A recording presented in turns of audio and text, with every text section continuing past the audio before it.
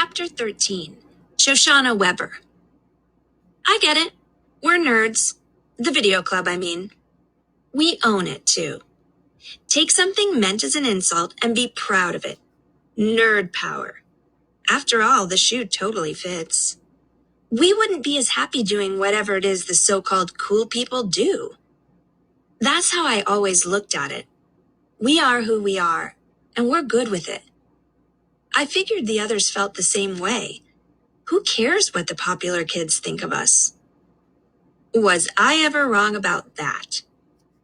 As soon as someone from the A-list showed even the slightest interest in Video Club, we all went weak in the knees and lined up to love him.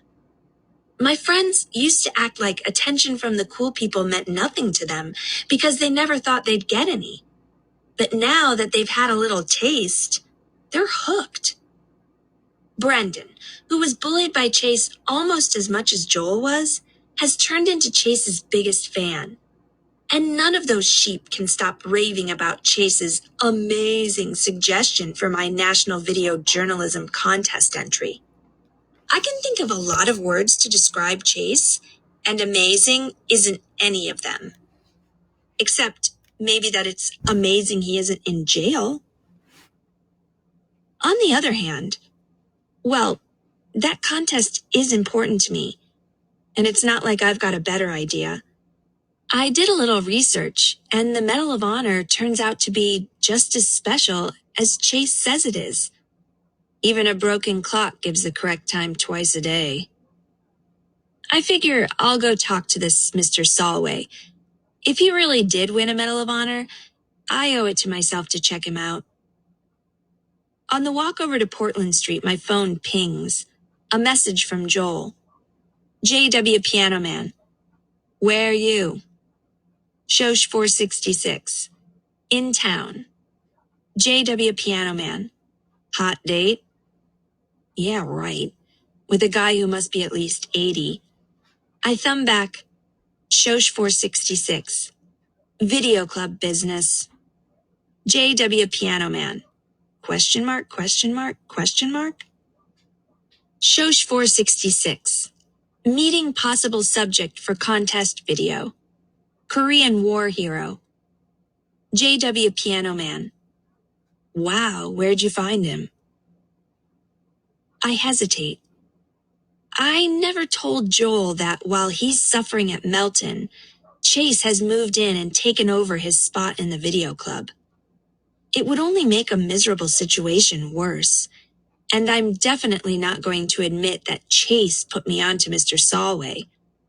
I don't like keeping secrets from my brother, but there are some things you just can't say. Maybe in a few months, if Joel starts fitting in at boarding school and making some friends there, or at least not hating it, I can break the news to him and he won't care so much. So I message back. Shosh 466. Friend of a friend.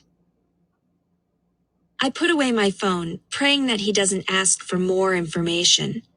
Joel is a cross between a prosecuting attorney and a bloodhound if he gets the idea that you're holding out on him. Especially now when he's lonely and bored, with nothing better to do than think about home. At Portland Street, I ask at the desk, and they direct me to room 121. As I make my way through the halls, I get a sense of just how elderly some of the residents must be. My grandfather is 73, and he still rollerblades every morning. These people are way older than him. A lot of them must be in their 90s, or maybe even over 100. The door of 121 is ajar, so when I knock on it, it swings open. Mr. Solway? I ask tentatively. A gruff voice announces, We don't want any. I'm, not selling anything. I step farther into the room and get my first view of him.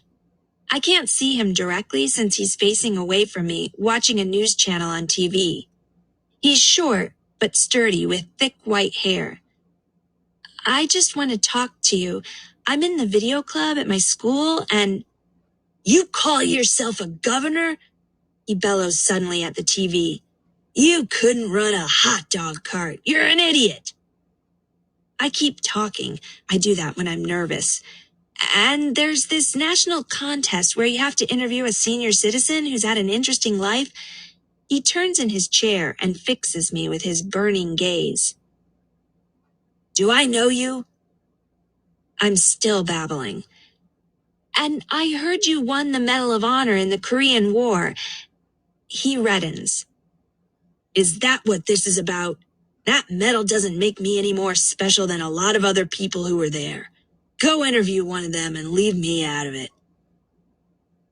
I'm trying to be reasonable. Don't you want your story to be told? No, it's my story. It's enough for me to know it. By now, I've caught sight of the picture of President Truman hanging the medal around a younger Mr. Solway's neck, and I'm convinced that he has to be my subject. A lot of kids my age don't understand the sacrifices people like you made for our country. Don't flatter me, kid. I'm 86 years old and there's precious little left of me to flatter. I don't want to be interviewed. I don't want to be thanked. All I want is for the dining room to stop serving creamed spinach. I'm completely defeated. The guy is impossible. Absolutely determined to stew in his own misery. He almost reminds me of Joel, who's so ticked off at where he ended up that he can't allow himself to try to make the best of it. Because then he'd have nothing to complain about, and complaining is the only thing that keeps him going. The difference is that Joel has every right to be angry at the curveball life pitched him. This old creep is just plain mean. I'm about to back out the door in defeat when a familiar voice announces, "Good news, Mr. Solway. I snagged the last prune Danish." There he is, the alpha rat of my family's nightmares, bearing a pastry on a paper plate. He's got a name tag on, proclaiming him to be Chase, volunteer. The change in Mr. Solway is incredible. His crabby glower morphs into a grin that lights up the room. Come to think of it, it makes perfect sense. Who can cheer up a miserable jerk who would never give anybody else the skin off a grape? Only another miserable jerk, someone even nastier and more selfish. The two of them were made for each other. Then Chase notices me. "Oh, hi, Shoshana." His smile disappears when I glare at him. "Wait a minute," Mr. Solway exclaims. "Is she your friend, Chase?" He nods. "We're in video club together. I'm the one who suggested you for her project."